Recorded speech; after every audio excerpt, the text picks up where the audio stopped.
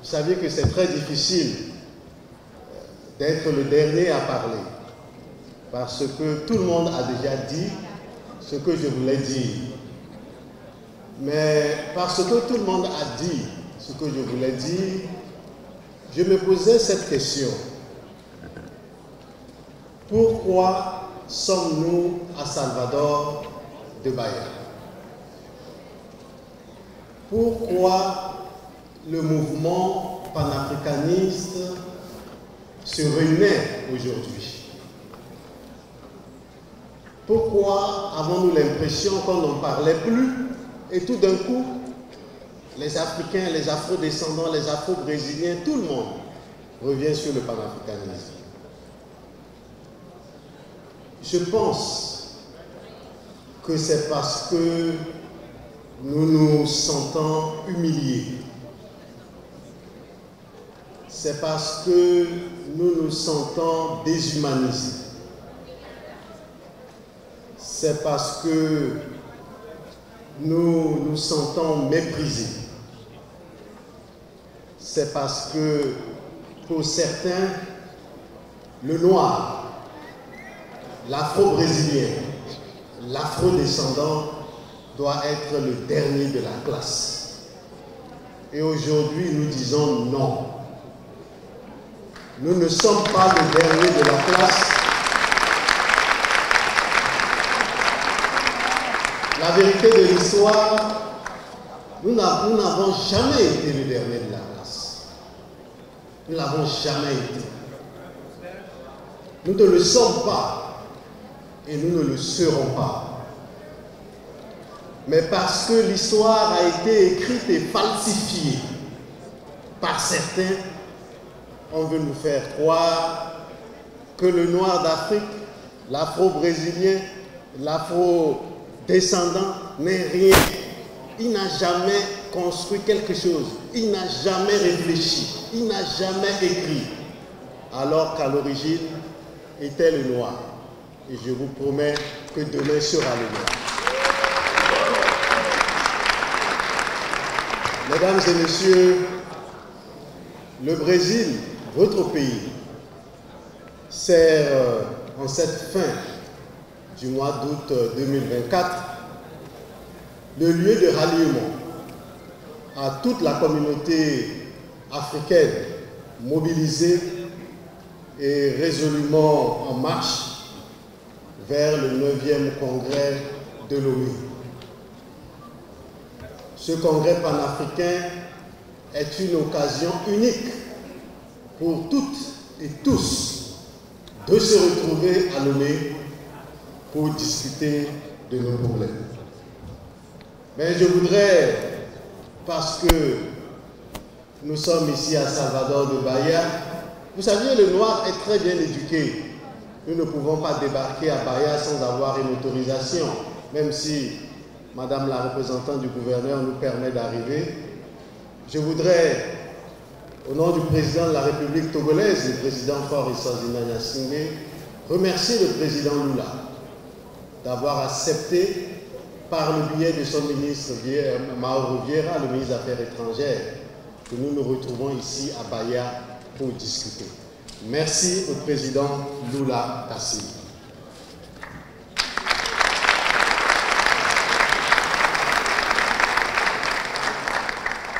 Nous avions, mesdames et messieurs, entamé ce processus devant conduire à la tenue de notre 9e congrès panafricain dans une situation assez particulière. Comme vous le saviez, l'Afrique aujourd'hui est peinte ou est toujours montrée du doigt comme un continent en retard. L'Afrique est toujours montrée du doigt comme un continent où rien n'est fait et rien n'est possible à faire. L'Afrique aujourd'hui est montrée du doigt par la gouvernance politique, économique et même culturelle comme un continent de désespoir. Malheureusement, nous sommes victimes de cette présentation négative. du noir, de l'Africain, du continent africain, voire de l'afro-descendant et afro-brésilien que vous êtes et que nous sommes tous. Nous sommes victimes parce que parmi nous aussi, certains pensent et croient effectivement, peut-être je vais vous choquer dans cette salle, que nous sommes rien et que l'Afrique, quand on parle de l'Afrique, peut-être qu'il n'y a même pas un bâtiment comme ça, qu'il n'y a pas de building, il n'y a pas d'aéroport, on vit dans les arbres. Et comme animaux sauvages, ce ne sont pas les chiens, c'est les girafes, les lions.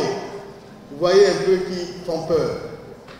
Cette mentalité nous a été inculquée par les dominateurs, par ceux qui ne veulent pas voir le continent africain et les peuples d'origine africaine prendre un jour le lead sur l'histoire universelle. Et c'est dans ce contexte que la décision a été prise par les chefs d'État et de gouvernement de l'Union africaine d'abriter ce sommet et d'abriter ce congrès et de l'abriter au Togo. Le choix du thème que vous connaissez, tous les prédécesseurs, mes prédécesseurs ont fait référence à la mémoire, à la restitution, à la réparation et à la reconstruction. Ce thème se justifie parce que, comme vous l'avez si bien dit, nous sommes au dernier pré-congrès, le 6e, avant le congrès de Lomé, et nous ne pouvons pas nous retrouver dans la diaspora et discuter avec vous, afro-descendants, afro-brésiliens ici, sans faire référence à la mémoire, à la restitution, à la reconstruction et à la réparation. Je ne voudrais pas revenir sur chacun de ces thèmes, mais ce que je voudrais vous dire ici, que si vous ne le saviez pas, ce thème choisi pour la diaspora et les afro-descendants, ce thème fait peur à certains. Il fait peur. Si vous ne le saviez pas, vous aviez 2 jours pour discuter, il fait peur. Certains se demandent, mais pourquoi ces sauvages que nous avions pris quelque part veulent parler de mémoire? Il n'y a pas de mémoire, ils n'ont pas de mémoire parce qu'ils n'ont jamais existé. Ils n'ont jamais été humains. C'est nous qui leur avons donné l'humanité. Mais pourquoi ces sauvages veulent parler de restitution? Quelle restitution? C'est à nous qu'appartient. C'est bien, nous avons pris parce qu'ils n'étaient rien. De parler de quelle reconstruction? Ils s'étonnent que nous parlons de mémoire.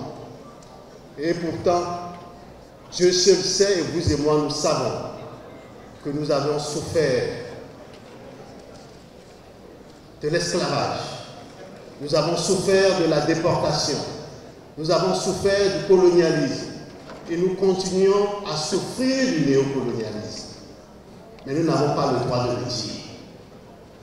Pourquoi n'avons-nous pas le droit de réclamer notre humanité? Nous disions ici, est-ce que pour parler de mémoire, nous devions aller demander la permission à quelqu'un? Vous imaginez que nous parlons de restitution. Il y a des experts de la restitution dans cette salle, des éminents professeurs qui sont venus d'Afrique et d'ailleurs pour discuter de ces questions. Vous savez, nous aimons les adages. J'espère que l'interprète traduit bien ce que je veux dire. Nous aimons beaucoup les adages en Afrique. Vous êtes chez vous. Je suis dans ma maison. Vous êtes dans votre maison. Quelqu'un vient voler quelque chose dans votre maison. Et vous découvrez que c'est lui le voleur. C'est cette personne qui a volé. Et vous allez prendre ce qu'il a volé. Il vous dit non, mais pourquoi vous voulez chercher? Vous devez lui demander la permission d'abord. Pour restituer nos biens culturels, il faut aller demander la permission à ceux qui sont venus nous voler. C'est afro-brésilien, c'est afro-africain.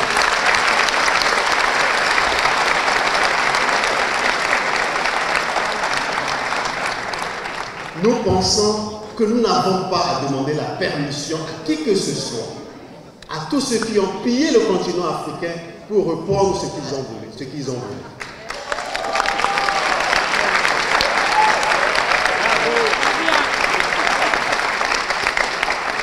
Vous voyez que c'est difficile.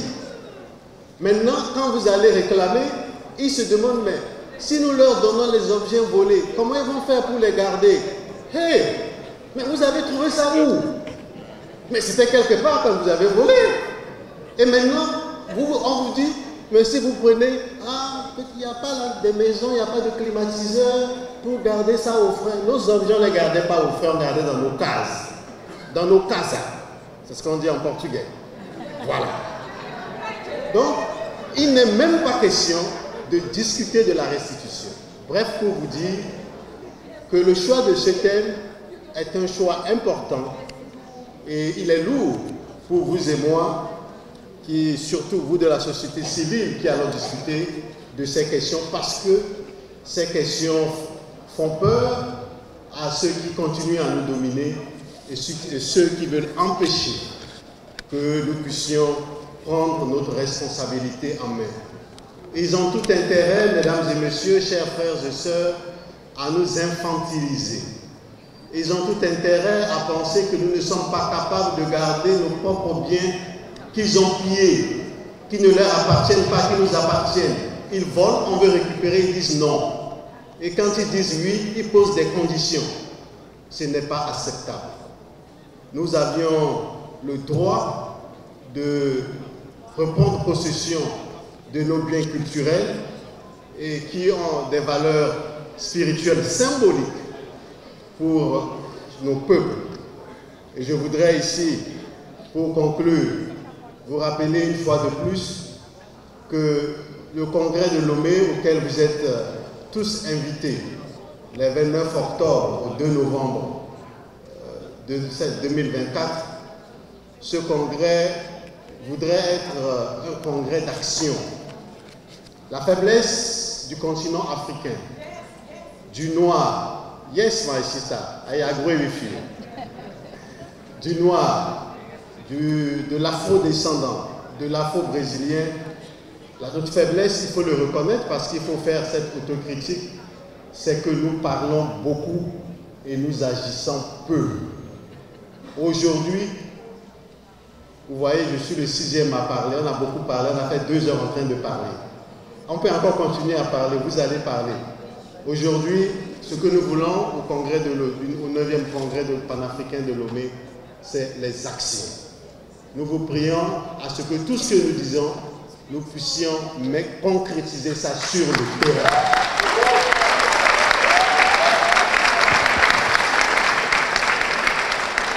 Et pour finir, je voudrais vous dire, quand vous voyez le Brésil et l'Afrique, je me suis renseigné avant de venir, si vous prenez à partir de la côte occidentale, ouest du continent africain, vous avez besoin de 7 heures ou 8 heures pour joindre le Brésil, voire 5 heures si vous prenez plus haut pour joindre le Brésil.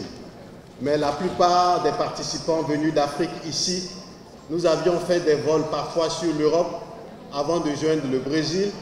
Donc au lieu de faire 7 heures ou 8 heures, on va en Europe 8 heures, on quitte pour arriver à Rio ou à Sao Paulo 10 heures, et puis on quitte pour arriver ici, on fait presque 24 heures avant d'arriver. Être concret, et c'est notre rêve, c'est demain qu'il y ait un vol direct entre le Brésil et l'Afrique.